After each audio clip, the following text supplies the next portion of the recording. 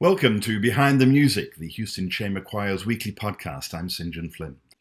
Well, this time, Behind the Music is pleased to be able to talk to Matthew Detrick, who is the Artistic Director and the founder of the Apollo Chamber Players. Welcome, Matt. Where are you?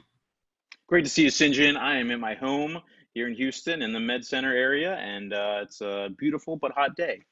How are you doing? I'm good, thank you. And you and your wife and your son, everybody is safe and sound and well? We're making do and trying to stay as busy as we possibly can with the Zoom and just having some nice family time. It's interesting with a 2.5-year-old being quarantined for a while, but it's been great spending a lot of time with him. Tell us about the times that Apollo has collaborated with the Houston Chamber Choir. Well, one of our most recent collaborations was in 2018 as part of their Via de Mattel Christmas concert that they do annually. And Bob reached out to me, I think, earlier that year and asked us to be a part of this program. We were very enthusiastic. Bob Simpson, the director of Houston Chamber Choir. And it was really wonderful. We performed in the Via de Mattel venue once before for an AIDS charity concert a couple of years before that, but it's a beautiful space. The acoustics are superb, and there's no better choir than the Houston Chamber Choir. So working with them, collaborating with them was really a delight. And I guess not everybody would know that the Apollo Chamber Players is a string quartet. Our core is a string quartet, yes. Yes. However, we do a lot of collaborations with other instrumentalists and singers and chitravina players and a multitude of traditional instruments from around the world. We try to really connect our communities and cultures through our programming in that fashion. And actually, a number of times in the past 5, 6, 7 years, we've collaborated with usually a single member of the Houston Chamber Choir for one of our programs, either at Match or Zilka Hall or other venues. So it's been a delight to collaborate with this wonderful organization. And as you said, the Villa de Mattel, the chapel there is just a spectacular venue, isn't it?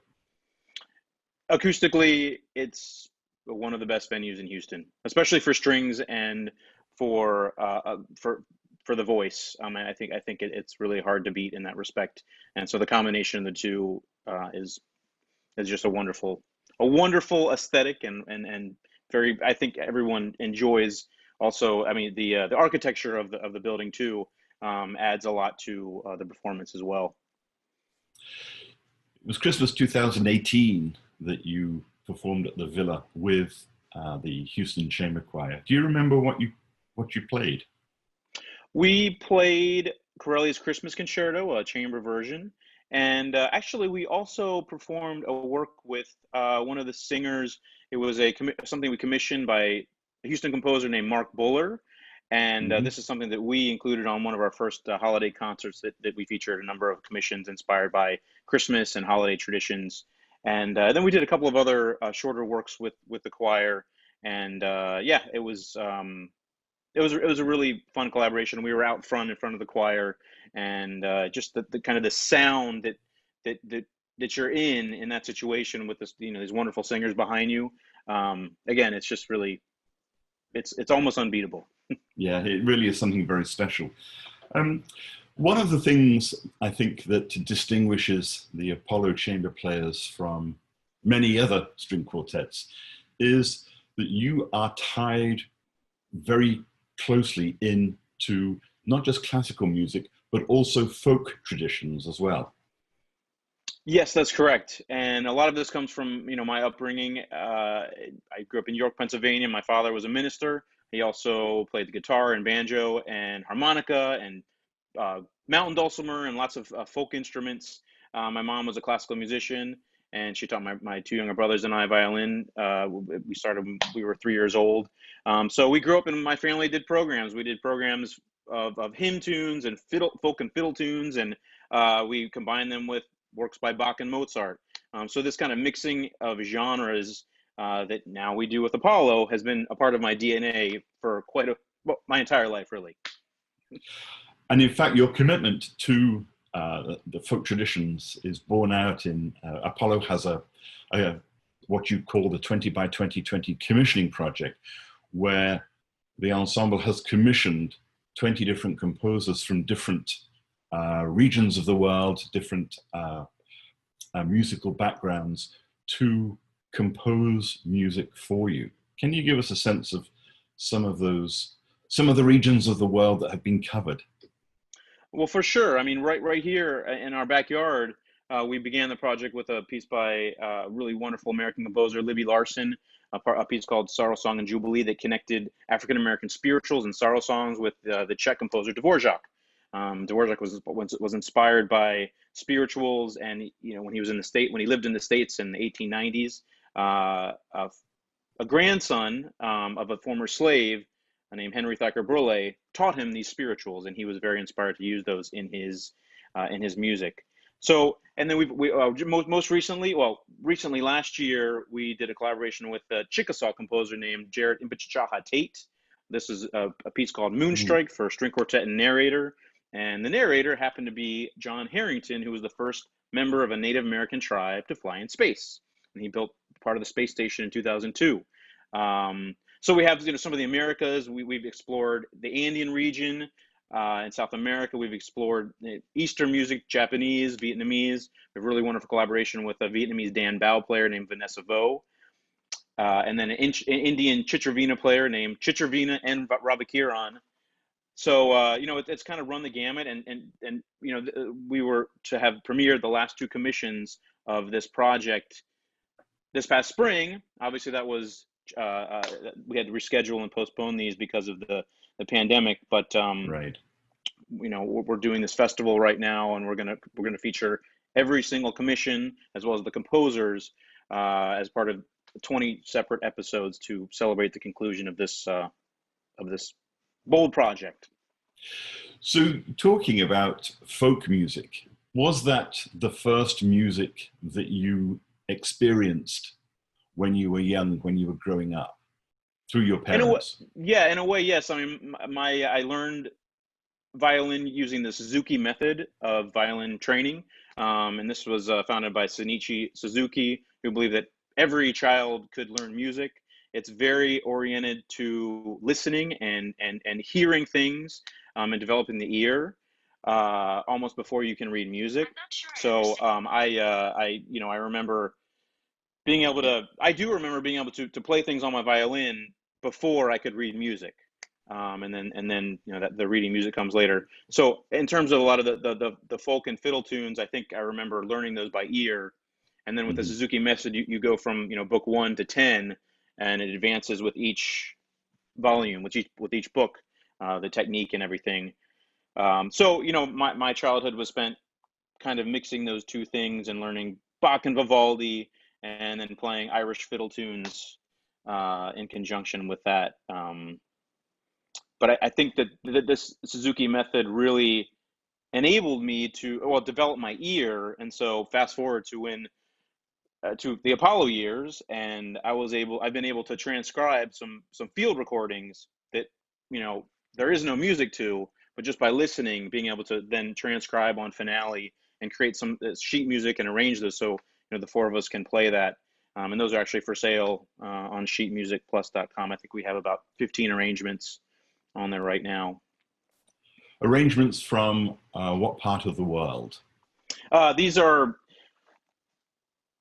folk music arrangements from Hungary, from Spain, from the Basque region of France.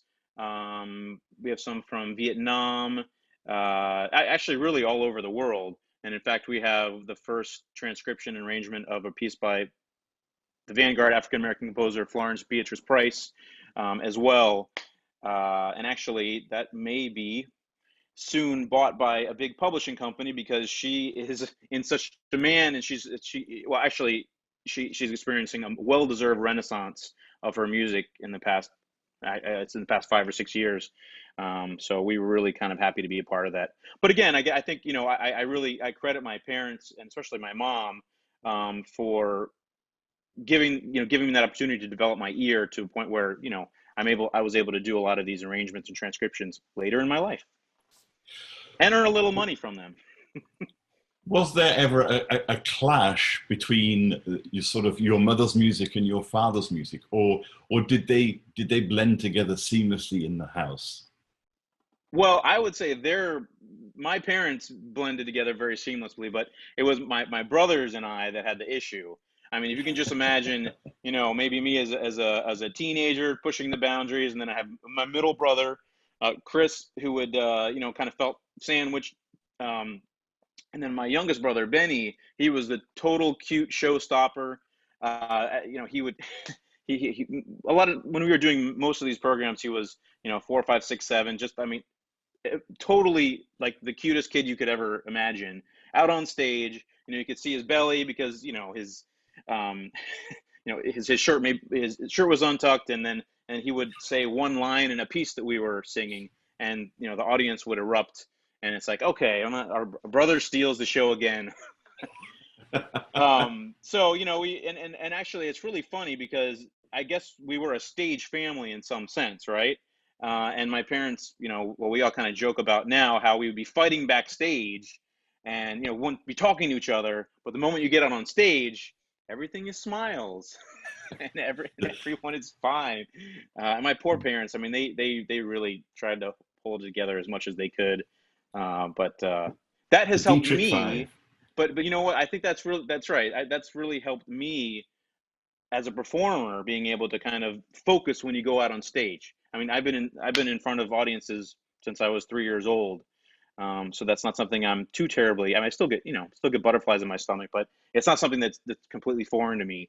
And then when you are nervous like that, or something happens on stage, you can work through it much easier because you have that familiarity with that setting. And yeah, for you kids out there studying music, I think the best thing to do is perform in front of people, and you'll get better at it. Do you have to take a few moments? Do you have like a few moments to get into the zone before you go out on stage? Sometimes, yeah. I mean, I think that we perform enough now that we all kind of get in our zones, and then I'm kind of the mindset that I need to calm myself down usually instead of rev myself up, because I'll usually have that adrenaline going. But everybody's a little bit different. And then from the perspective of being in a quartet, it's been the same personnel for about 8 years now, and we can read each other well enough that if something does go amiss, the other person or the rest of the group has the other person's back. So it's just a product of experience and playing together and performing a lot. With regard to the Detrick 5, like the Jackson 5, I guess. Yeah. Your other two brothers, have they maintained an interest in music? Well, I'll start with my youngest brother, Benny. He is a teacher at the American School in Vienna. So yes, he is still a musician, professional musician, and he went to Vanderbilt University. So he followed in my footsteps just a little bit. My middle brother, and he's doing really well. He's doing really well in Europe. Is he a violinist? He's a violinist. My middle brother, Chris, he was always a little bit more challenging for him, just being the middle child. He had a lot of talent, and we all played piano and violin.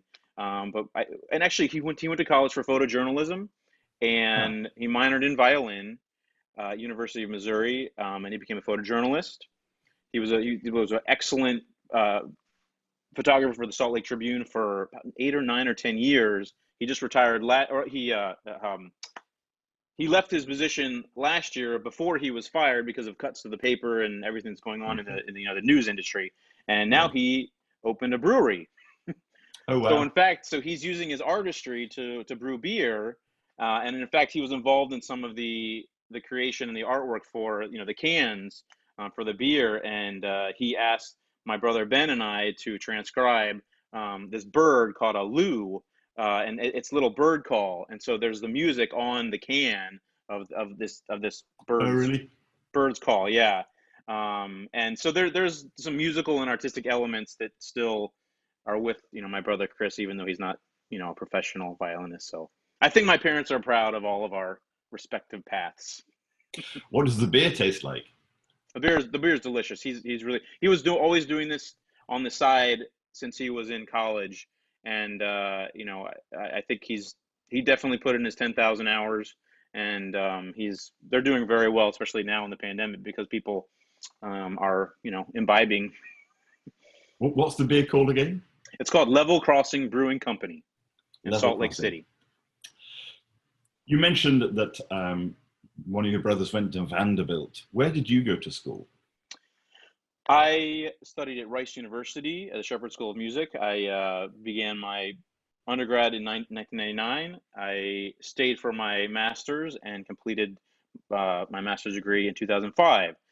So I spent 6 years there. They're some of the best years of my life.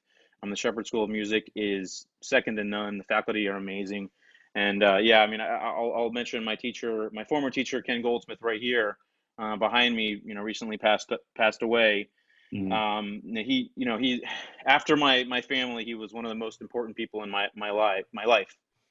He really taught me how to play the violin.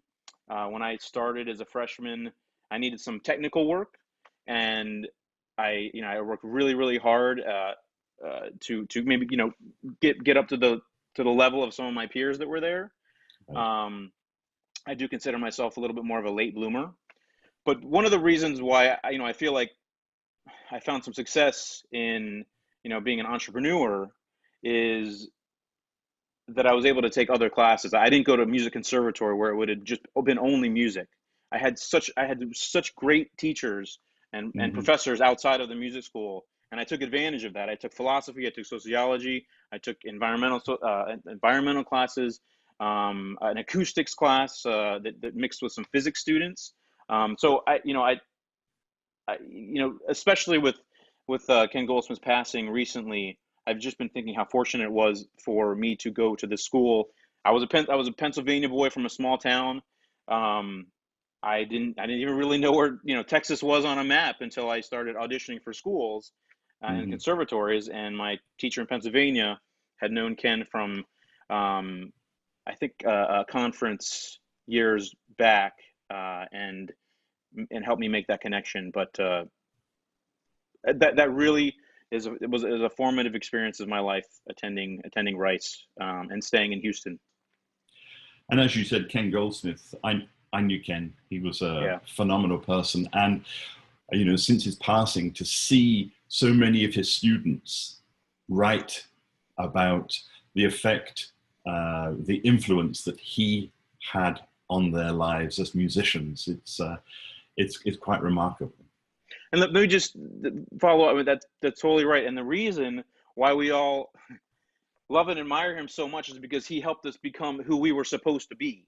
I mean, he not only was a teacher and a professor that could teach you how to teach yourselves, which I think is the first thing, the first aspect of a teacher that you need, right? To Mm-hmm. teach this person, okay, you need to, this is what you need to do to fix whatever the issue is. But I remember him sitting us down after, I think he had a pool party at the end of a semester, and he said, we were all asking questions. It was like story time with Goldsmith, and we were we were just asking some questions, and then he said one of the things that he was most proud of is that all of his students throughout his entire career all were able to do something a little bit different. So none of his students were just auditioning for orchestra jobs and getting that. And that's what I thought I would be doing with my life right now. I mean, and that's kind of the trajectory that you're supposed to be in at the Shepherd School. But Ken was just so he helped us, like I said, he helped us become who we should be, and he gave us a grounding in different genres and different styles of music making, which a lot of teachers don't do these days. And then just how to be a human being as well as a musician, because um, sometimes I think those two things aren't taught, at conservatories or music schools. So it's just a great loss. They don't make teachers or human beings like Ken Goldsmith anymore. Yeah. When you were growing up, obviously, you were in a very musical household. What was your music of choice? What CDs were you buying? What LPs? You're probably too young for LPs, but what was the music on your shelf? Well, I will give you a little bit of a glimpse into my childhood bedroom. Really? Here we go. So this Oh, wow. is my childhood bedroom. This is probably when I was about 11, 12, 13 years old. And if you can see right over here, this is a speaker for my first stereo system. So the story behind this is that I think for my birthday, my dad took me shopping, and I really wanted a stereo system because I think some of my friends had it. So I was very excited. I found this. It was a JVC, right? And it was my first CD player, so that was the big deal. I think I only had a tape player up until that point. So I brought this thing home and set it up, and I invited some of my good friends over. And the thing that was really amazing about this particular stereo system is that it had a button that you pressed for turbo bass. Actually, it was called hyper bass sound, and it was on the one it was a special button. You just pressed it. I remember just say, guys, listen to this. But doesn't this sound better? Bam! And then you press the button, and then it just has I never had any kind of sonic experience like that ever in my life. And so let me ask you, Sinjin, what kind of music do you think that I was playing through my new stereo system? I don't know, because I think you're something of a dark horse. So I would imagine that it would be a fairly eclectic mix of music. But I can see you liking sort of heavy metal. Okay, that came a little later, but I think my mom gave me a CD, and this was my first CD player, and the first CD I had was a mix of opera overtures and selections. And so the one piece that really spoke to me at that point in my life was the Anvil chorus from Verdi's Il Trovatore. So I would boost this thing up and play it really loud, and run around my room, and that's kind of what really spoke to me at that time. A little bit later on, when I was a teenager, I think one of the first CDs that I bought was a Boys to Men CD, and I think that was only because a girl I was interested in like that band. So I'm a little bit sheepish to admit that. But I would say the first CD that I bought that was really something that I wanted was by Crash Test Dummies. So this is in 1993, and I think the CD was God Shuffled His Feet. And, of course, it had the famous song on it that everybody, maybe you don't know that song, Sinjin, but no.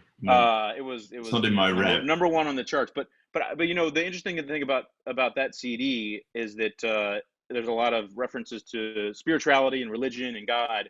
And with my dad being a pastor, I remember showing my dad the lyrics. I pulled out the jacket and I showed him. There's like I thought, Dad, wouldn't you? I was thinking my dad would be proud of me that I'm listening to this music about God. And actually, I showed him, and he's like, this is actually pretty interesting. I didn't expect this rock band to be dabbling in Christian theology. It was of the devil. Rock music. That's right. But later on, I did get into REM and Green Day and Stone Temple Pilots and those kinds of bands. And my friends and we would record from an actual radio station. We'd call in and say, "Hey, can you play Basket Case by Green Day?" And then you'd hear yourself, a few moments later on the radio, and then you would tape that. You could record that, right? So that's for the young millennials out there, that's how. Those are the sorts of things we did before the internet. Move your head to one side, because there's a great poster on the wall there of the Man on the Moon. I don't know if that's Neil Armstrong, but You have always been fascinated by space, haven't you? I have. I've wanted to be an astronaut since I was a young boy. And actually, one of my first flashbulb memories was turning into my violin lesson. My mom was driving, of course, but we were turning into my violin teacher's house for a lesson, and on the radio came the news about the shuttle Challenger, and I remember my mom gasped, Mm. and that, and I remember her telling me what happened, and um, that's kind of a more depressing link to my interest in space, but. I also went to space camp when I was 13 years old in Hutchinson, Kansas, at the Kansas Cosmosphere and Space Center. I in high school I was still interested in space, but math and science were not my forte.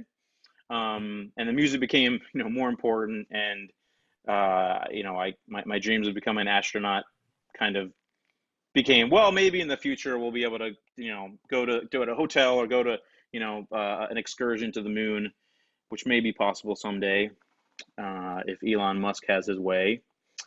But yeah, I mean, I just think space travel gives people hope, and it takes us away from a lot of our petty squabbles that we have here on Earth. Gives us something positive to think about and to shoot for. And in fact, that whole idea of space travel and exploring other worlds informed one of Apollo's commissions, didn't it? You mentioned Gerard Tate in his piece titled Moonrise. Moonstrike. Moonstrike. Moonstrike, yeah, and this is a commission that's based on American Indian moon legends to commemorate the 50th anniversary of the Apollo 11 lunar landing, which was just last year in 2019. Um, the other interesting component to that is that I didn't get to become an astronaut, right? But I moved to Space City. I went to school in Space City. This is the city that I live in, in which I live and have a family now, and I know and I love. And my organization ensemble, Apollo Chamber Players, is in part an homage to the Apollo space program and this wonderful city. Tell us a little bit more about that music that you were listening to. The Boys to Men, okay, what other confessions can you make? Well, I think that maybe I bought that CD. I listened to it once, and I was like, "Oh, I don't know." I think that went on the shelf pretty quickly. But yeah, later in college, I really fell in love with Radiohead and Pink Floyd, King Crimson, a lot of more experimental progressive rock groups, and those really spoke to me, especially in my 20s. And I still listen to a lot of the same bands today. As far as my favorite classical artist, one of my favorite violinists that's alive right now is named Giuliano Carmignola. And again, I think I became fascinated with his music in college and sort of afterwards. But he's an Italian Baroque violinist, but he plays classical music, but he is one of the most dynamic and explosive virtuoso violinists I have ever heard in my life.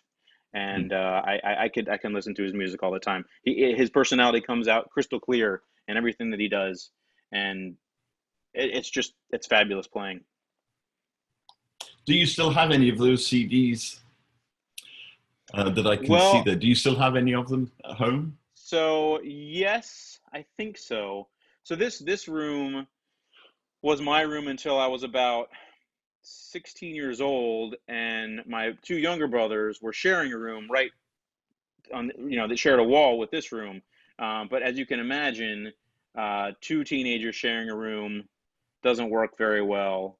And then me as a 16, 17-year-old, and then my parents were just, across the hall, and we were all using the same bathroom.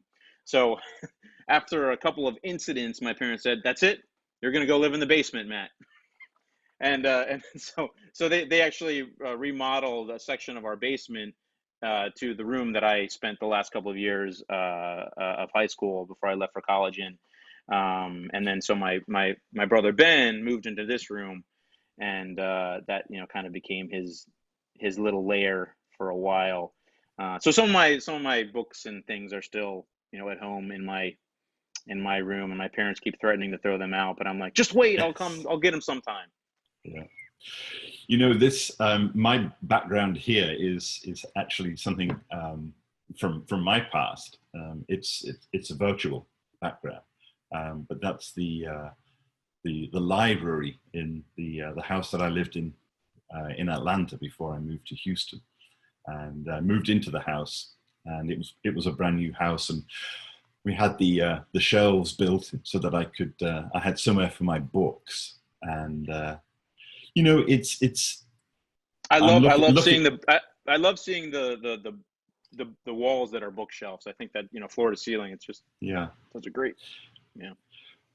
But it's amazing, I look at some of the photographs that are on the shelves, and remind me of of my past, and right important times in my life, and I can even tell just from the spine what some of those books are. And I remember there were books that I bought to read, or there were books that I bought for class when I was in graduate school studying literature. So it's sort of like a history. It's a time capsule. Yeah, it's a time capsule, and I think I hope that books are not lost. In new generations. I mean, I think there is something about holding a physical book and going back to it and having kind of the smell and the texture and the experience of something physical rather than on a screen. And I just hope that that's not something that totally goes by the wayside. I can show really quickly too the other side to my bedroom is here. Oh, and wow. one of my, you can see my violin would be right over here. And there's that's a music stand that my grandpa, my dad's father, made. He was a farmer, actually a dairy farmer in Wisconsin. They didn't have the easiest life, but they worked very hard, and he was very handy. So anyway, there's that's my childhood music stand. I was also very interested. Well, I love Michael Jordan, as you can probably tell, especially Right. this picture where Michael Jordan is holding a moon.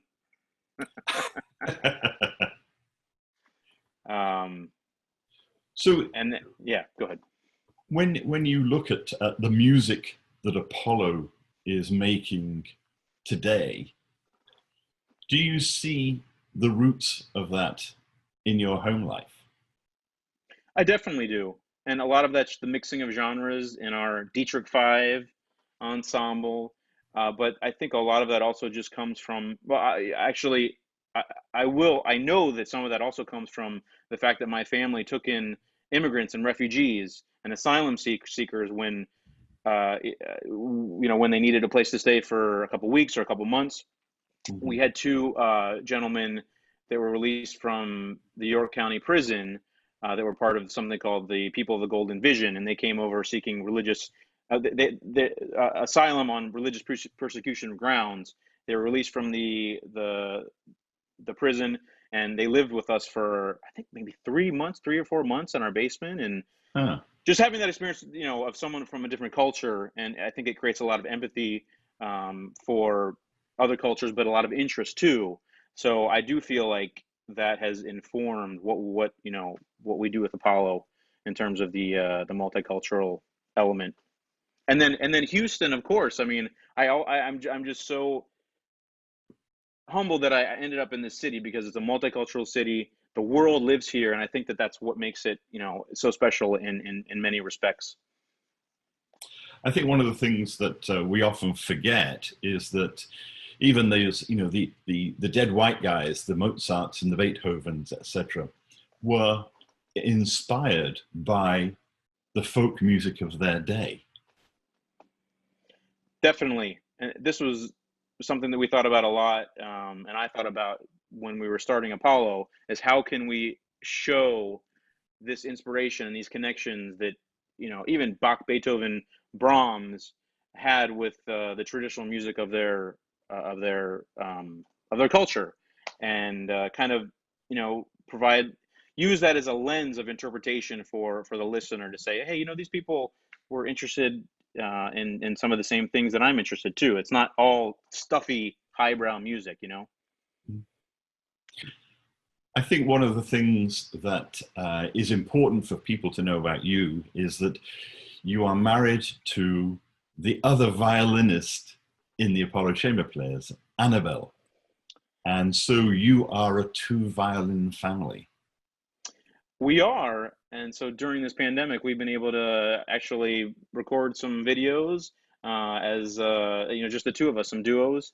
Um, I know I never expected to marry another violinist, but I guess that's why artists and actors usually marry within their, you know, within their group of people, is because, you know, you're those are the people that you're in contact with, and um, you know, establish relationships with. But yeah, I'm just so happy that I met Annabelle. We met actually playing in the Houston Grand Opera in 2008, and then we did some chamber music together. And then she joined Apollo in 2012 when Timothy Peters got a job with the Malaysian Malaysian Philharmonic in Kuala Lumpur. And yeah, I mean, you know, sometimes we have some challenges being a married couple in a string quartet, but it's a wonderful experience, and you know, it's really great to work with your spouse. What about when it Make comes music with to your spouse, yeah. what about when it comes to practicing? How do you negotiate that? Because there are two of you, and you've got a small child, Javi. How do you work out who's going to practice when? Well, with a 2.5-year-old, that becomes even more challenging. Actually, well, let me take that back. Things have gotten a little bit easier now that we can put Javi in front of a TV and have him watch Elmo's World or the Lorax or some other child-friendly video. And we just did this up, you know, in our studio the other day, and he sat there for about an hour and 20 minutes, and we practiced together. So we're able to do that a little bit more than we did when he was, you know, an infant. Right. But actually, a lot of the times when we practice is when we put him to bed, and, you know, maybe I'll practice upstairs and she'll practice downstairs. So yeah, it works. Does he have any musical inclinations at this point? We're trying to figure out what those inclinations may be and kind of lead him in that direction. He's been going to these wonderful classes through the Prelude Music Foundation, which is founded by Jonathan Godfrey and Anna Godfrey.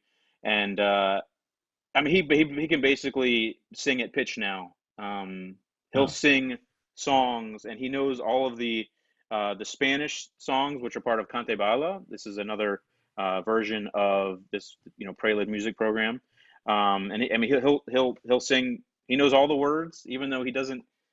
He's learning English and Spanish, so even though, you know, he doesn't have the vocabulary, he can sing these songs, and I think it's really amazing for us to see, just from him being exposed to us playing into these classes uh, in the first couple of years of his life, how much that's had an effect on his development. So I'm not sure, you know, we're not going to push one instrument or another on him. I mean, it right. would be nice if he learned violin because we know how to teach that.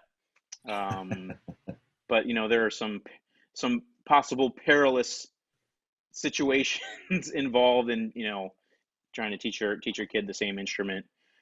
But yeah, we'll see how he develops. And he's also, you're raising him bilingual because Annabelle is from Mexico. So um, her first language is Spanish and yours is English. That's right. She's from Puebla, near Mexico City, and yeah, it's been really great for Javi to have a lot of contact with his family there, and unfortunately, he knows more Spanish than I do now. which is kind of amazing. He'll tell me something in Spanish or ask me something in Spanish, and if I don't understand it, he'll translate it into English. And and it's really kind of amazing. I mean, he's 2.5 years old, and I took German and Latin when I was in high school and college, and it's just so difficult. I've been listening to some Spanish tapes and trying to learn Spanish, but it's just so difficult when you're older. I would love for a gift for my son is to be proficient in both languages. Yeah, it's a real gift, I think, to have that bilingualism. Let's talk about Apollo, and you are getting to the end of the 20 by 2020 commissioning project. What dreams and aspirations do you still have for the Apollo Chamber Players? That's a great question, and one which many people have been asking us. I think that after this, commissioning new music inspired by multiculturalism and folk music elements will still be a part of what we do. That will always be a part of what we do. But a lot of the relationships that we've made with composers and artists, and for instance, the Houston Ballet Dancers, we collaborate often with, and Houston Chamber Choir members. A lot of these relationships that we have cultivated over the course of the project, it just gives us such a wide palette from which to program in the future. So we're probably not going to do anything large scale like 20 by 2020 right now or in the next year or two. But commissioning will always be a very important part of what Apollo does. And also, we will be announcing officially sometime soon a project to perform in all of the Harris County public libraries. I'm not quite sure how that's going to go during the pandemic, but that's something that I think is important to really reach into the community and perform, engage as much as we can. Well, Matt, we really appreciate you taking the time to talk about your musical life and share some secrets of what was in your 12-year-old bedroom. And best wishes to you, best wishes to the Apollo Chamber Players.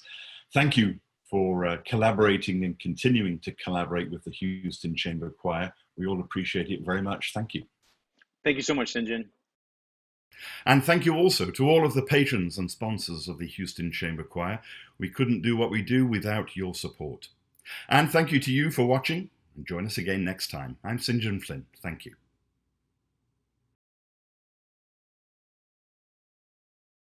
Houston Chamber Choirs with One Accord is your one-stop shop to choral joy. Help us to continue our mission to grow the esteem and appreciation of choral music by sharing, reviewing, and subscribing to our content. Visit us at HoustonChamberChoir.org.